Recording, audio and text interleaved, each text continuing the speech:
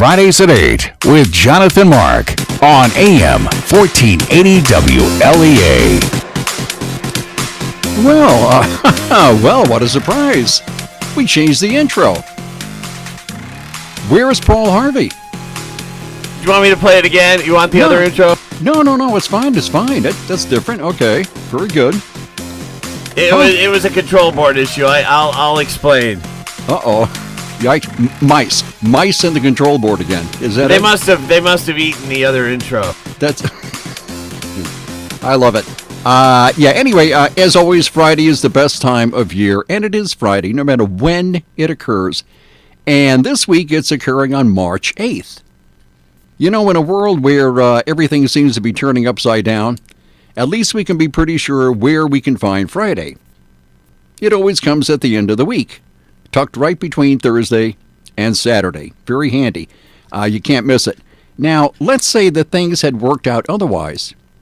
Let's say for some reason Friday came in the middle of the week, such as between Tuesday and Wednesday. That would be pretty confusing. So we'd have, let's see here, we'd have Monday, Tuesday, Friday, Wednesday, Thursday, Saturday, Sunday. That's no good. Or how about if Friday wound up in the middle of the weekend, stuck right between Saturday and Sunday? Even worse, because in that case you'd have, let me see, Monday, Tuesday, Wednesday, Thursday, Saturday, Friday, and then Sunday. That would be even more confusing. But no, I think things are the best just the way they are. Okay, man, is it chilly out there. I mean, this, talking about the weather is pretty boring, except this winter. It's been pretty unusual, just a little cold, a little aggravating. So I got up this morning, let me see, my usual ridiculous time between 1 and 2 in the morning. I don't know why. That's the time I get up, and I can't help it. So I get up, and it's a little chilly. I go downstairs, and I look at the thermometer, and it was -6. It gets a little chilly, and I think because Almond is in a valley, a narrow valley, it gets very, very cold there. I don't know why. I'm not quite sure. And about an hour later, it was -7. So I figure, let's see, kind of chilly out here. Let me see, what do we do? So I made a cup of coffee, and then I built a fire in the living room, kind of warming the place up. And it's getting really nice and toasty warm in there. And then my wife comes down and says, "What's going on here?" I said, "Well, I built a fire, and it's warming the place." She's, "Honey, we don't have a fireplace." I said, "Oh, that's right, we don't have a fireplace." So it took us a while to get that fire out, but it did warm the place up. It took a while to get the smoke out, too. Anyway, sometimes things don't really work out. I'm only kidding, okay? I'm only kidding. You never know. Anyway, this time of year, we usually start making up lists of projects for spring and summer. Like, first I'll tackle this, and then I'll tackle that. Maybe a list of, let's say, 15 projects. And I have found, I don't know about you, but it's so with me, that at the end of summer, or let's say the beginning of fall, I've done everything on the list except the very first one. And I don't know why it works out that way. Oh, well, the first one on the list is the last one done. So let's say the most important project is number 1. And it gets to be like September, and the first project has never been done, but everything else has been. And I don't know why it works out that way. But I think what it is, you're anticipating spring and summer, and you want to get going, and the most important project is going to be the biggest and the hardest, and so you never really get to it. Okay, anyway, that's me. Well, before we do anything here, I'd like to mention 2 people, and both of whom are well known in the area. One is a public figure, and so I could talk about him easily. The second one is not exactly a public figure, but he might as well be. Because Wlea over the years has become sort of an institution in the city of Hornell. I found out, thanks to last Friday's edition of The Spectator, that Wlea celebrated his 50th year of cutting hair and styling hair and all that stuff. So 50 years of cutting hair. He started in 1969. Wow, 50 years of cutting hair. Now, I've known Lou since I started writing news here in the mid-'80s or something. And Lou is one of the nicest people you will meet anywhere, ever. He's a great conversationalist, and I think mostly politics. He's very well informed and an all-around good guy.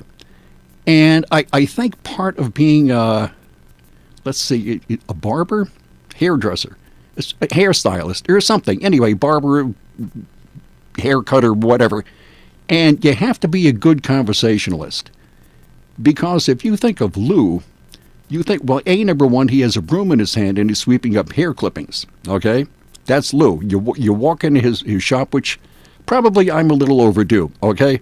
What are you laughing at? What's so funny about that? Okay. Anyway, so I'm a little overdue. Yeah. But yeah, I haven't seen Lou in a couple of years, and it probably shows. Anyway, so you walk into his shop there on Seneca Street, and he's sweeping up hair. A very clean, neat guy. And you sit in this chair and you talk about politics, you talk about what's going on in the city of Hornell. And as I said, he's a great conversationalist. I think it's mandatory. If you cut people's hair, you have to be a good conversationalist. And Lou really is, and he's an awfully nice guy, and he really knows his politics. And that's I like that. And just think, imagine all the hair clippings he swept up over 50 years. I mean, probably tons and tons of hair.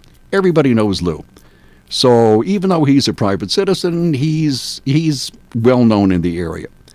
So let me see who that's. Let me see. Oh, Arkport Village Mayor Charlie Flanders. Now, I met Charlie too when I started doing news here, and at that time he was Hornellsville town supervisor.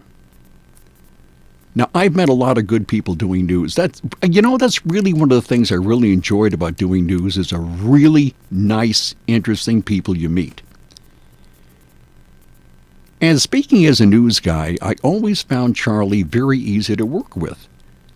He's low-key, he has a really good sense of humor, and he always answered my questions. And if he said he would get back to me, he would. Most people do, some people don't, but he would always get back to me. Nice guy. Well, as probably most of our listeners know, Charlie has esophageal cancer. And he's currently undergoing treatment. I think he's, let me see, first he's doing the radiation treatment, which he's been undergoing for a couple of weeks, or several weeks now. And then comes the chemotherapy, which apparently is that's really tough to deal with, but that's what he's going to be undergoing. He's still carrying on his duties as mayor.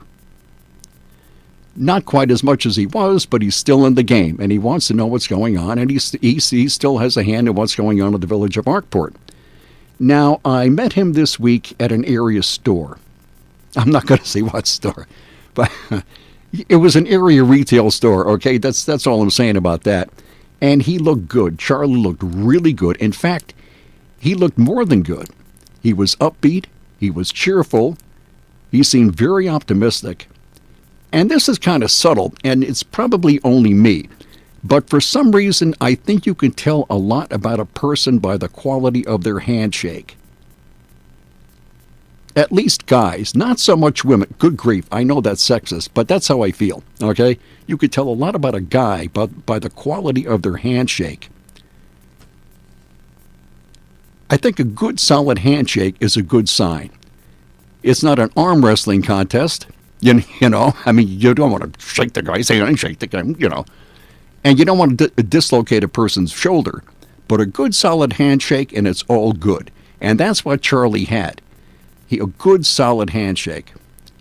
And he was upbeat. As I said, he was upbeat. He was positive. He was in a really good mood. And he says, I am going to beat this. And I said, Charlie, you probably will. With an attitude like that, you can't go wrong. So I just thought I'd mention that Charlie seems to be doing pretty good. He's still running the village of Arkport, and he's still there, and everything's fine. Okay, let me see, what next? Oh, the time change, that's right. Spring forward, fall back. I did a lot of research on daylight saving time this week, and it's really complicated. Not all nations observe daylight saving. However, most do, some don't. So let me see. Spring forward, fall back. A lot of people don't like this time change. I think it's great. I like a lot of sunshine in the summertime. I think it's really cool. But let me see. I was doing research, and Benjamin Franklin, old Ben Franklin, proposed a form of daylight saving time back in the 18th century. It was in the 1780s. And he thought it would be a good idea to set clocks forward in the spring and back in the fall. Except it didn't take hold. So that was that. Let me see, what else? Oh, the first country to observe daylight saving was Germany. And we entered World War I in 1917, except it was going on in Germany for quite a bit longer. And in 1916, during the war, Germany officially declared daylight saving time to be a thing, okay? So that was in 1916. And since then, it gets kind of complicated, okay? Like, even now, a couple of states don't observe daylight saving time. But most of the country does. So going back to Ben Franklin here, Ben had a couple of really interesting ideas other than daylight saving. Well, let me see. I think he established the Postal Service. That was pretty important. And he also proposed that the bow and arrow be established as the official weapon of the colonial forces. The bow and arrow, rather than a musket or rifle or whatever they had. Actually, they had both. And that didn't catch on either. However, he had a couple of really good ideas for making the bow and arrow the official weapon of the forces. First place, it's cheaper. The bow and arrow is cheaper than a musket. So I guess maybe they had a strong black powder lobby or something, but that's why they chose the musket over the bow and arrow. But as I said, it was a pretty good idea. Let me see, what else? The time change forward occurs at 2 o'clock Sunday morning, this Sunday. So we lose an hour of sleep. And with the amount I sleep, it really doesn't make any difference anyway. Which reminds me of we got some pretty interesting calls at the radio station. I think probably all radio stations get really interesting calls. And I remember it was, when was it? Oh, probably in the early 90s or something. A lady called on a Saturday, I think it was a Saturday morning. And she said, Jonathan, when do we set the clocks ahead? And I said, well, it's officially at 2 o'clock Sunday morning. And she said, well, I probably won't be up. Now, how could you live this long and not know this? It baffles me. I just thought of that. How could you not know this? And she says, well, I'm not going to be up at 2 o'clock in the morning. So is it okay if I set my clock ahead? Is it okay if I set my clock ahead before I go to bed? I couldn't pass it up. So I said, no, ma'am, you can't. And she said, well, what do you mean? And I said, well, under federal law, it must be set forward 1 hour at exactly 2 o'clock. And that is federal law.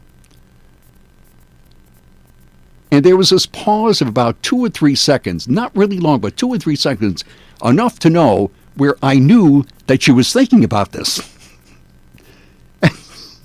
And I said, okay, ma'am, I'm only kidding, okay? You could set the clock ahead whenever you want to. You could set it ahead whenever. 2 o'clock, 5 o'clock, 3 o'clock, 10 o'clock, who cares? As long as you're in the right time zone, you know what I mean? So, but she did think about it. She was really, is that a weather call? It's our weather call. Okay, there we go. So we are going to take a break, and we will be right back. From the Fox Sports Studios in Los Angeles, here's Eddie Garcia. News from the NFL, where the NFL Network is reporting that the Pittsburgh Steelers are, quote, closing in, end quote, on a trade to send disgruntled star wide receiver Antonio Brown to the Buffalo Bills. No word on what the Steelers would get in return. The Denver Broncos have reportedly agreed to trade quarterback Case Keenum to the Washington Redskins for a 6th-round pick in 2020. Just 2 games on the night in the NBA. The Bucks beat the Pacers 117-98. Milwaukee was led by star Giannis Antetokounmpo, who had 29 points. Chris Middleton added 27 points as the Bucks improved their league best record to 102, 49, and 16. Thunder in overtime beat the Trailblazers in Portland 129-121. Oklahoma City was led by stars Russell Westbrook and Paul George. Westbrook had 37 points, George 32 points. College basketball, number 12 Houston improved to 28-2 on the year with a 90-79 win over SMU. 25th ranked UCF knocked off number 20 Cincinnati 58-55, and number 21 Wisconsin was a winner over Iowa 65-45. Well, I believe we have Rob Carolyn on the line. Rob? Hey, Jonathan, how are you this morning? Cold? Hey, it's still winter. Did we talk about this last week? Yeah, I know. Oh, my. Now, you said last Friday that it was the first day of the meteorological spring, right? That's correct. Well, what happened there? How come it's spring and it's still cold? I don't understand because it's the start of spring. It's not. We don't live in Florida. We live, closer to the pole. We're halfway to the pole than Florida is. And this time of year, well, there's a lag because there's an awful lot of snow on the ground up across Canada. Makes it real easy for the cold air in Canada to continue to come down into the northeast. Looking at a satellite photo this morning that's showing me about 90% of Lake Erie is covered with ice. Pretty good section of Lake Huron, as well as Georgian Bay, is covered with ice. There's a lot of cold stuff on the ground, and until that starts to go away, well, Jonathan, we're going to stay cooler than normal. Now, the good news is, looks like the pattern is going to temporarily warm up as we head into the weekend, and the cold that's been very persistent out in the central part of the country, particularly the high plains, is going to break down a little bit the next week or two, and we need that to happen. If they're still cold, we stay cold because the air comes across the country from west to east. If we can get the Dakotas to warm up in Minnesota, then eventually we'll warm up as well. Today, not a bad day. We'll have partial sunshine overall. We're up to about 35 to 40. Sunrise this morning was at 6:33. Sun will set tonight at 6:07.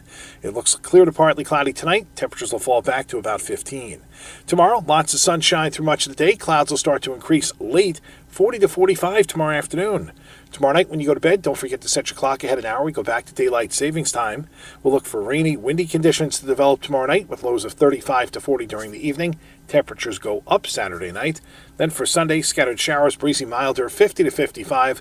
Cooler temperatures arrive for Monday, but Jonathan, next week does not look as cool as this week. In fact, by Thursday, we could be back up close to 50. Hey, can I pop in there?